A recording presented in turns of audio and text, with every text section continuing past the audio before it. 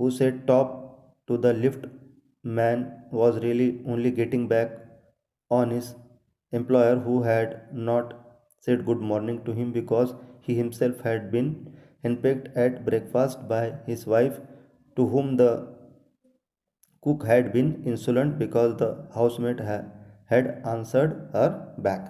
तो यहाँ पर ये बात बताई जा रही है कि जो बैड मैनर है, जो बैड मैनर है और बैड टेम्पर है, ये बहुत कैची होते हैं। ये कैसे होते हैं? कैची होते हैं, ये कॉन्टेजियस होते हैं। ये एक दूसरे को जो है फैलते हैं, इजीली फैल जाते हैं। देखिए वो कैसा कहा गया, देखिए एक एग्जाम्पल दिया उन्होंने कि when sir Anthony Absolute bullied captain Absolute, यानी जब सर एंथोनी एब्सोल्यूट ने क्या किया, गलत बर्ताव किया, किसके साथ? कैप्टन एब्सोल्यूट के साथ गलत बर्ताव किया।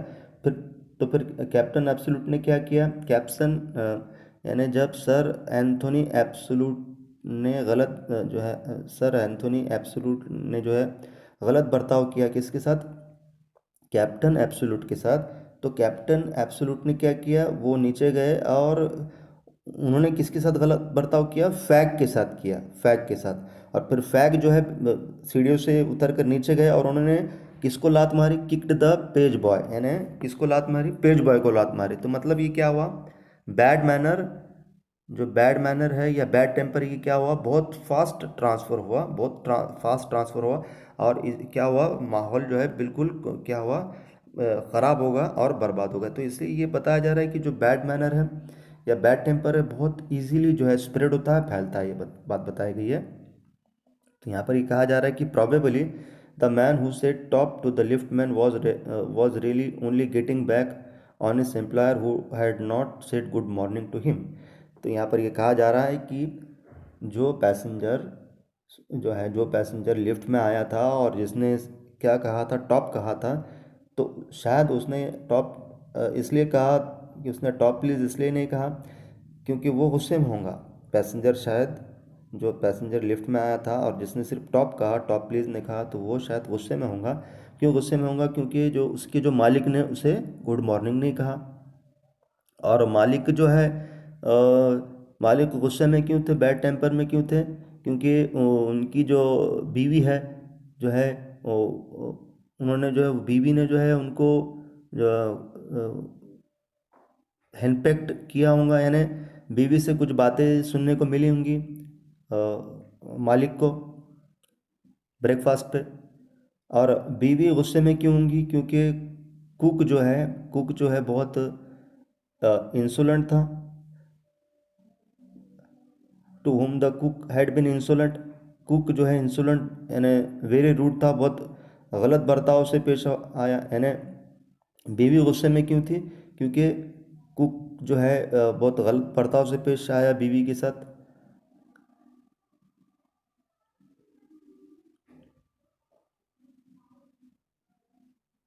और कुक जो है कुक गुस्से में क्यों था? क्योंकि कुक इसलिए गुस्से में था क्योंकि जो घर की नौकरानी थी, जो हाउसमेट थी, उसने जो है पलटा कर जो है जवाब दिया था। तो इस तरीके से एक सीरीज़ बताई जा रही है कि किस तरीके से यानी ये जो बैड मैनर है वो इजीली जो है समाज में फैलता है। ये बात बताई जा रही है यहाँ पर।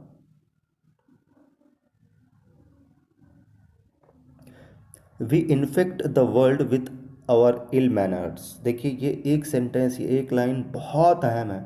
We infect the world with our ill manners, यानी हम हमारे पूरी दुनिया को, हम हमारे समाज को इन्फेक्ट कर देते हैं, ख़राब कर देते हैं हमारे बैड मैनर से। Bad manners probably do more to poison the stream of the general life than all the crimes in the calendar। यहाँ पर ही कहा जा रहा है कि बैड मैनर से क्या होता है कि हमारा समाज बहुत ख़राब हो जा रहा है, हमारा समाज बहुत पॉइजनस हो जा रहा है। यानी बैड मैनर की वजह से हमारा समाज बहुत ज़्यादा पॉइजनस हो जा रहा है, बहुत ज़्यादा जहरीला हो जा रहा है। और बैड मैनर बहुत ज़्यादा डेंजरस है, किससे ज़्यादा डेंजरस है? जो क्राइम होते हैं कैलेंडर में मतलब पूरे साल भर में। यानी यहाँ पर ये बताया गया है कि पूरे साल भर में जो क्राइम होते हैं उससे भी ज़्यादा खतरनाक और खौफनाक क्या है? बैड मैनर है। For one wife, sorry, for one wife who gets a black eye from an otherwise good-natured husband, there are 100 who live a life of martyrdom under the shadow of a morose temper. तो यहाँ पर ये कहा जा रहा है कि ऐसा होता है कि फॉर वन वाइफ, कोई ऐसी बीवी होती है जो ब्लैक आई मिलता है जिसको, ऐसी कोई बीवी होती है जिसको यानी अच्छे शौहर की तरफ से, यानी जो शौहर जो है जिसका नेचर अच्छा है, जिसका नेचर अच्छा है, लेकिन वो शौहर कभी कभी क्या करता है, जो है ब्लैक आई देता है बीवी को, मतलब मारता है, और मार कर क्या करता है, आँख को लाल कर देता है। आँख जो है, कोई अच्छा शौहर है जिसका नेचर अच्छा है, लेकिन गुस्से में आकर कभी कभी वो बीवी को मार देता है और बीवी की आँख को जो है काला कर देता है मार कर। तो ये एक हिसाब से ठीक है, ऐसा किसका मानना है, राइटर का मानना है। लेकिन ऐसे भी जो उन राइटर कहते हैं कि ऐसी भी कुछ बीवियां हैं जो है अपनी जो कैसी ज़िंदगी जी रही है, शहादत की ज़िंदगी जी रही है, martyrdom under the shadow of morose temper. यहाँ पर मोरोस का मतलब बताया गया अनहैप्पी, यानी यहाँ पर ये बताया गया है कि कोई ऐसी बीवियां हैं कि जिनके शौहर जो है बिल्कुल बैड टेम्पर वाले हैं और वो रोज़ जो है शहादत की ज़िंदगी जी रहे हैं। तो यहाँ पर दो कंपैरिजन बताए गए, दो बातें बताई गई है कि अगर कोई बीवी जो है कोई बीवी अगर जो है शौहर से अगर मार खाती है और शौहर अच्छे मिजाज का है, लेकिन अगर वो कभी कभी अगर मार देता है और आँख को जो है काला कर देता है, तो वो एक आध बार जो है कोई प्रॉब्लम नहीं है। तो ऐसा मार खाना जो है कोई प्रॉब्लम नहीं है, मार खाने में कोई प्रॉब्लम नहीं है, ऐसा राइटर का मानना है। लेकिन ऐसे बहुत सारे बीवियां हैं जो अपने शौहर के बैड मैनर्स की वजह से और बैड टेम्पर की वजह से जो है रोज़ शहादत की ज़िंदगी जी रही है, मतलब रोज़ वो मर रही है। तो यहाँ पर ये बताया गया है कि एक आधे बार जो है शौहर का मार खाना ठीक है, लेकिन रोज़ तिल तिल जो है मरना शौहर के बैड मैनर की वजह से, ये जो है गलत बात बताई गई है। But all the same the law cannot become the guardian of our private manners. लेकिन ये बात जैसे कि ऊपर भी बताया गया है कि लॉ जो है, क़ानून जो है, हमारे प्राइवेट मैनर्स को कंट्रोल नहीं कर सकता है, उस पर पाबंदी नहीं लगा सकता है, उसको सज़ा नहीं दे सकता है। No decalogue could cover the vast area of offences, and no court could administer a law which governed our social civilities। यहाँ पर ये बात बताई गई कि कोई डेकालॉग का मतलब यहाँ पर दिया गया है द 10 कमांडमेंट्स, यानी जो है 10 जो है 10 उसूल, 10 उसूल जिसका ताल्लुक़ मज़हब से है।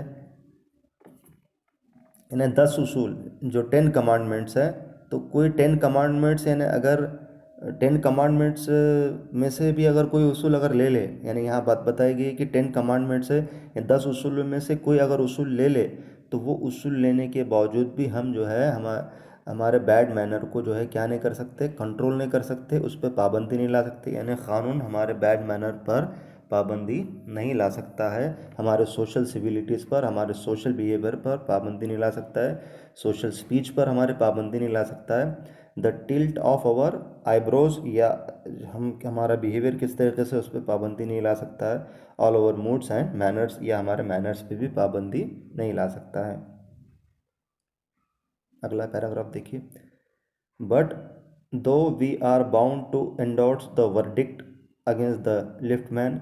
लेकिन यहाँ बताया जा रहा है कि जो लिफ्टमैन है, तो लिफ्टमैन के साथ जो वर्डिक्ट हुआ था, यानी जो हुक्म या जो जजमेंट, यानी जो इंसाफ, जज ने जो इंसाफ दिया था, यानी ये कहेंगे कि जो जजमेंट है, यानी जो इंसाफ मिला था।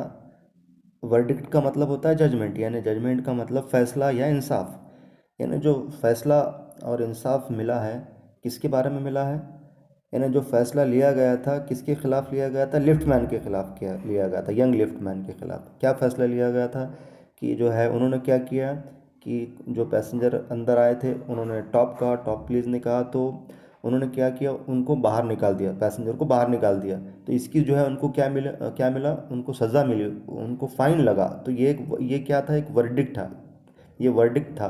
ये क्या था, फैसला था, ये जजमेंट था। तो ये जो है इसको हम एंडोर्स करते हैं, मतलब हम जो है इसको क्या करते हैं, मानते हैं, इसको एक्सेप्ट करते हैं। एंडोर्स का मतलब क्या है, एक्सेप्ट करना, मानना। देखिए एंडोर्स का मतलब क्या है, एक्सेप्ट करना या मानना।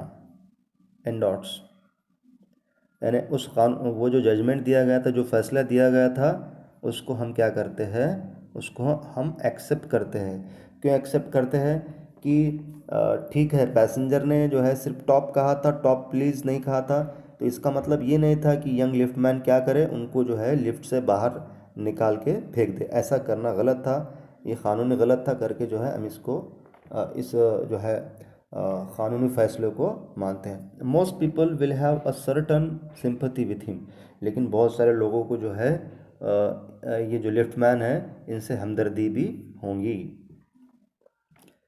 While it is true that there is no law that compels us to say please, यानी ये बिल्कुल सही बात है कि कोई कानून ऐसा नहीं बना है जो हमें कंपेल करे या हमको फोर्स करे कि हम प्लीज़ कहें। क्या कहें, प्लीज़ कहें। There is a social practice much older and much more sacred than any law which enjoins us to be civil. लेकिन एक सोशल प्रैक्टिस है, एक समाजी तरीक़ा है जो कई हज़ार सालों से चला आ रहा है, और वो हमें ये कहता है कि जो है हमने किस तरीके से ज़िंदगी जीना चाहिए, गुड मैनर में ज़िंदगी जीना चाहिए।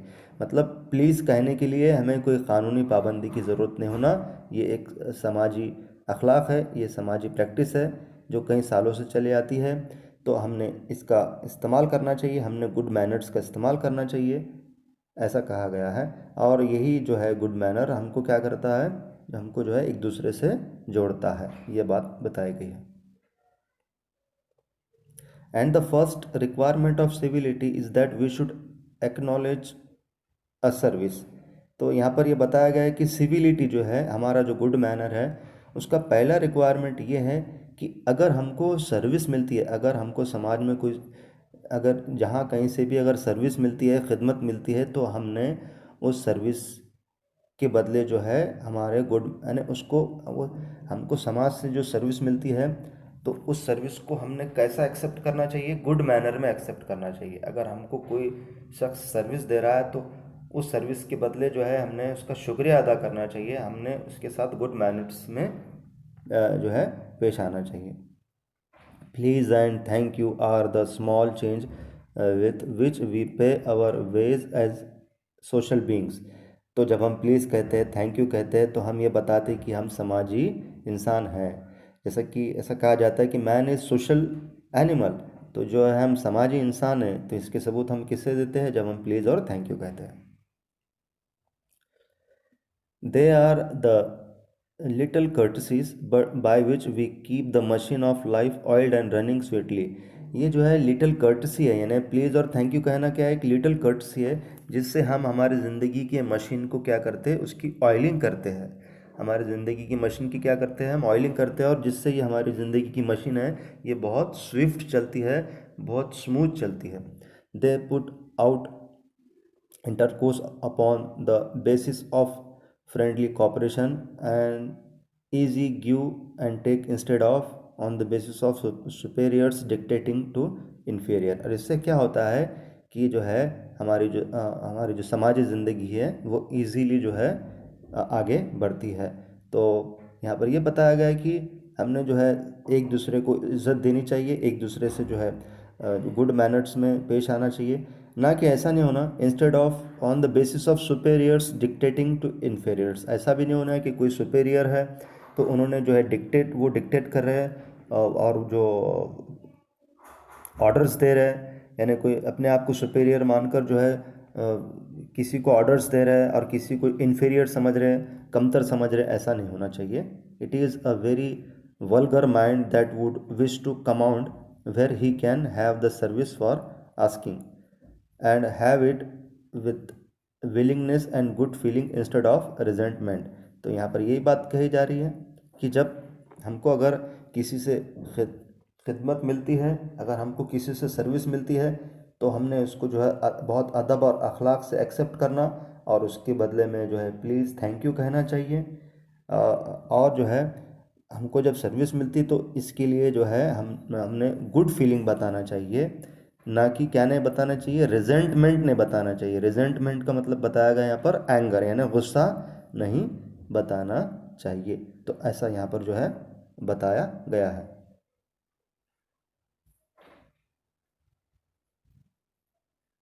ऐसा यहाँ पर बताया गया है।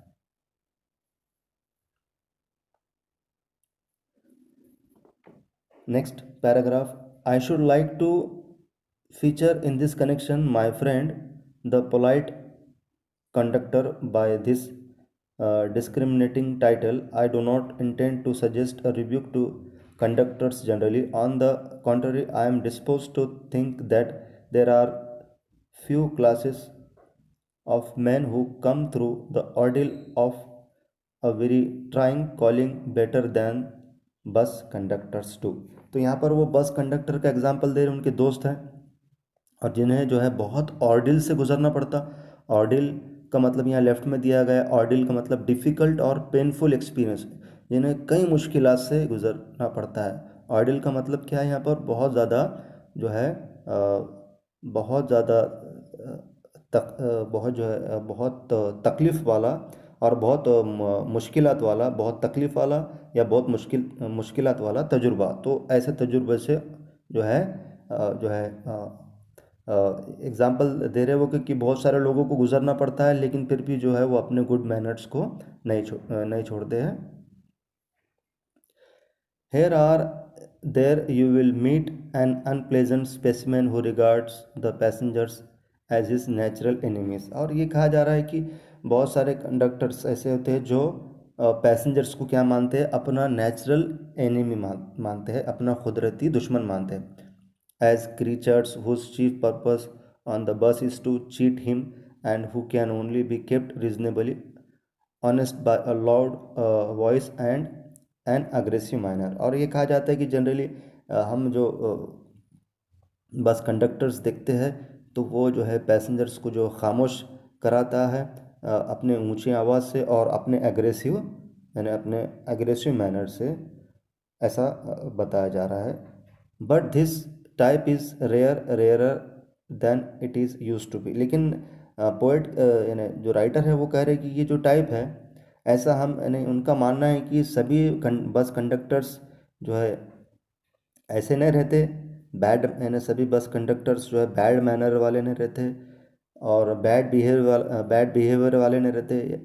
सभी कंडक्टर्स बैड मैनर वाले नहीं रहते और बैड बिहेवियर वाले नहीं रहते। तो ये जो टाइप है यानी जो बैड बिहेवियर वाले कंडक्टर्स और बैड मैनर वाले कंडक्टर, ये बहुत रेयर है, बहुत कम है। तो ऐसा हम इसको जनरलाइज नहीं कर सकते, ऐसा बताया जा रहा है। I fancy the public owes much to the Underground Railway Company, which also runs the buses, for insisting on a certain standard of civility in its servants and taking care that the standard is observed. In doing this, it is not only makes things pleasant for the traveling public but performs an important social service। तो यहाँ पर ये वो जो social service का जिक्र कर रहे हैं, यहाँ बस की जो सोशल सर्विस मिल रही है किसके ज़रिए मिल रही है, देखिए अंडरग्राउंड रेलवे कंपनी का जिक्र कर रहे हैं, जिसके ज़रिए जो है बस की सर्विस मिलती है लोगों को। तो ये जो है ये पब्लिक को जो है सर्विस मिलती है for travelling public but performs an important social service. तो ये जो